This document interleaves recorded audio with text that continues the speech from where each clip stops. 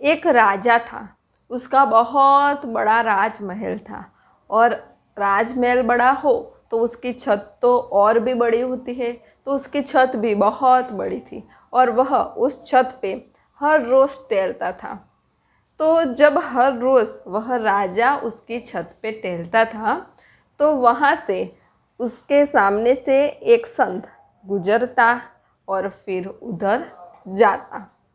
तो राजा इतनी सारी भीड़ में हर रोज़ उस संत को देखते और वह देखते कि इसकी जो मस्ती है वह कुछ अलग है, इसके पास कुछ तो है, ये बाकी औरों के जैसे नहीं है।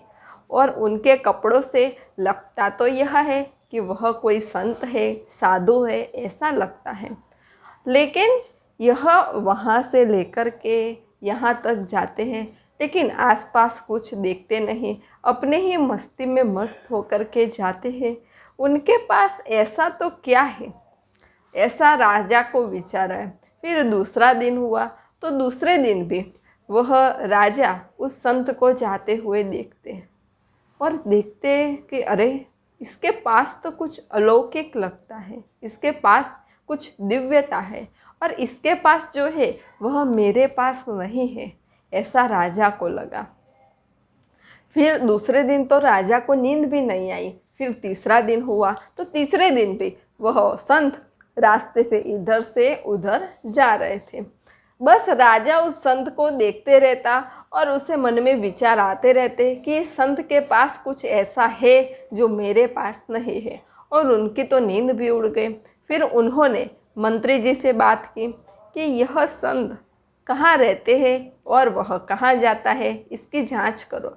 तो मंत्री ने जांच करवाई तो मंत्री ने कहा कि उनके पास तो कुछ है भी नहीं, एक झोपड़ी है, तो एक झोपड़ी में वह रहते हैं और फिर वह बाजू में जो मंदिर है उस मंदिर में जाते हैं, आंखें बंद करके बैठते हैं, भक्ति भजन गाते हैं और फिर वापस अपनी झोपड़ी में आ जाते हैं। राजा ने कहा ऐसा, लेकिन राजा ने कहा कि भले ही वह झोपड़ी में रहते हैं लेकिन उनके पास कुछ ऐसा है जो मैं राजमहल में रहता हूँ तो भी मेरे पास नहीं है, ऐसा मुझे लग रहा है।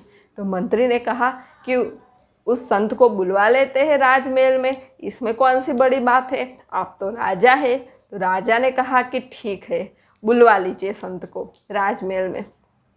तो कुछ सैनिकों को भेजा और सैनिक तो गए उस संत के पास और कहा कि राजा ने बुलवाया है, चलो। वो तो संत थे, सदगुरु थे, शहंशाह के शहंशाह थे, वो तो मालिक थे। और संत बुलाने पे थोड़ी ना आते हैं, वो तो आपके भाव हो, श्रद्धा हो तो ही आते हैं। तो संत ने तो कह दिया कि नहीं, मुझे राजमहल नहीं आना, राजा से कह दो। यह सुन करके राजा तो चौंक गए कि ये क्या बात हुई, ये छोटा सा संत और मुझे मना कर दिया। राजा ऐसा सोचने लगा, उसके पास ऐसा तो क्या है कि उन्होंने मुझे मना कर दिया।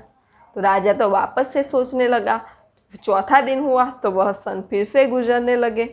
अब राजा ने कहा कि अब क्या करें, संत को राजमहल कैसे बुलाए और मुझे जो संत को प्रश्न पूछने हैं वह मैं कैसे पूछूंगा। तो फिर राजा और मंत्री ने एक युक्ति बताई कि वह संत जब राजमहल के आगे से निकले तो हमें वहाँ एक जाल बिछाना है, जब संत वहाँ पे आए तो हमें जाल ऊपर खींच लेना है और सीधा उस संत को राजमहल में ही ले लेना है। तो ऐसी राजा और मंत्री ने युक्ति बताई, क्योंकि संत तो बुलावे से आ नहीं रहे थे। तो फिर पांचवा दिन हुआ तो पांचवें दिन जब संत गुजर रहे थे तो राजा और मंत्री ने एक जाल बिछा ही रखी थी और जब संत आए तो संत को जाल में ले लिया और सीधा ऊपर छत पे ले लिया। और फिर तो क्या, फिर जाल खुली और वह संत वहाँ खड़े हो गए और वो तो वहाँ टहलने लगे।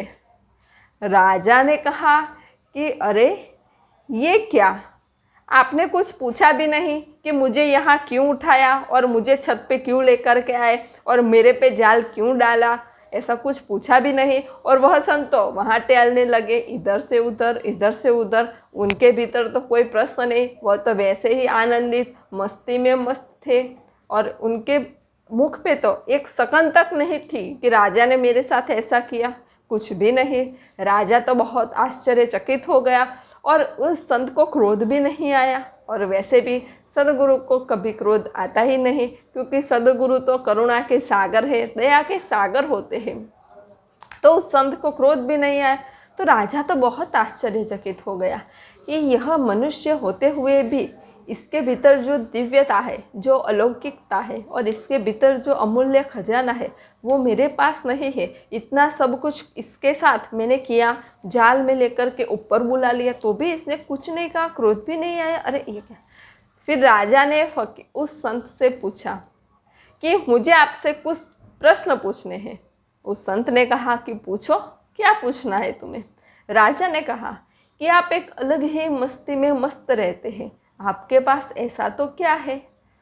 उस संत ने कहा कि मैं तो अपने आत्म स्वरूप में मस्त रहता हूँ, मुझे अपने भीतर से बहुत आनंद आता है, अपने ही भीतर से शांति मिलती है। और मैंने परमात्मा को खोज लिया है कि परमात्मा कहीं बाहर नहीं है, परमात्मा मेरे भीतर है, और फिर उसी मस्ती में मैं मस्त रहता हूँ। तो फिर राजा ने कहा कि आपको क्रोध भी नहीं आता। संत ने कहा कि जो मनुष्य परम तत्व को जान जाता है, अपने स्वरूप को पहचान जाता है, उसे तो सबके कल्याण करने की ही इच्छा होती है, सबका कल्याण हो ऐसी ही शुद्ध भावना होती है, तो उसमें क्रोध कहाँ।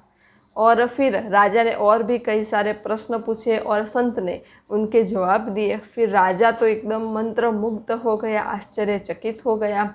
और फिर राजा को यह भी नहीं पता था कि संत को ऐसे जाल में बिछा के उठाते नहीं, संत के साथ भी विवेक से, विनम्रता से बात करनी होती है, ऐसा राजा को कुछ भी पता नहीं था। और फिर राजा को पता चल गया कि यह तो संत कोई सामान्य मनुष्य नहीं है, यह तो अलौकिक और दिव्य महापुरुष है, सबका कल्याण करने वाले सदगुरु है। फिर राजा उस संत के चरणों में गिर गए और उनसे माफ़ी मांगी कि मैंने आपके साथ ऐसा व्यवहार किया, उसके लिए मैं आपसे क्षमा याचना करती हूँ। कृपया मुझे भी आप कुछ ज्ञान दीजिए, मुझे भी आपके रास्ते चलना है और मुझे भी अपने स्वस्वरूप का साक्षात्कार करना है। फिर उस संत ने कहा कि ठीक है। और फिर संत उस राजमहल से निकल गए। तो फिर वह राजा भी हर रोज़ ध्यान साधना करने लगा।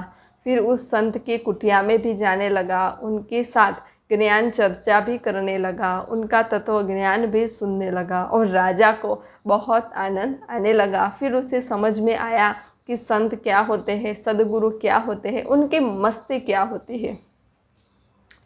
तो यह मैंने आपसे कहा कि संत की मस्ती कैसी होती है। तो जब आप किसी सदगुरु के सानिध्य में जाएंगे तो सदगुरु के दर्शन करके आपको ऐसा अनुभव होगा कि सदगुरु के पास कुछ ऐसा दिव्य खजाना है जो मेरे पास नहीं है। सदगुरु के पास जो मस्ती होती है, सदगुरु के पास जो आनंद होता है, सदगुरु के पास जो निस्वार्थ प्रेम होता है, वह मेरे पास नहीं है, ऐसा आपको अनुभव होगा। और आपको भीतर से ऐसा लगेगा कि जो सदगुरु ने पाया वो मुझे भी पाना है। जहाँ सदगुरु ने ऐसी दिव्य स्थिति प्राप्त की, ऐसी दिव्य स्थिति मुझे भी प्राप्त करनी है। सदगुरु जो मस्ती में है, यह मस्ती मुझे भी चाहिए। तो जब आपके भीतर से ऐसा हो तब समझ लेना कि आपके सामने जो सदगुरु बैठे हैं वह कोई सामान्य व्यक्ति नहीं है। उनके भीतर स्वयं परमात्मा विराजमान है और परमात्मा की दिव्य चेतना उनमें प्रवाहित हो रही है। तो आप भी हर रोज़ ध्यान कीजिए, मेडिटेशन कीजिए। नमस्ते। सब घटवासी परमात्मा को प्रणाम।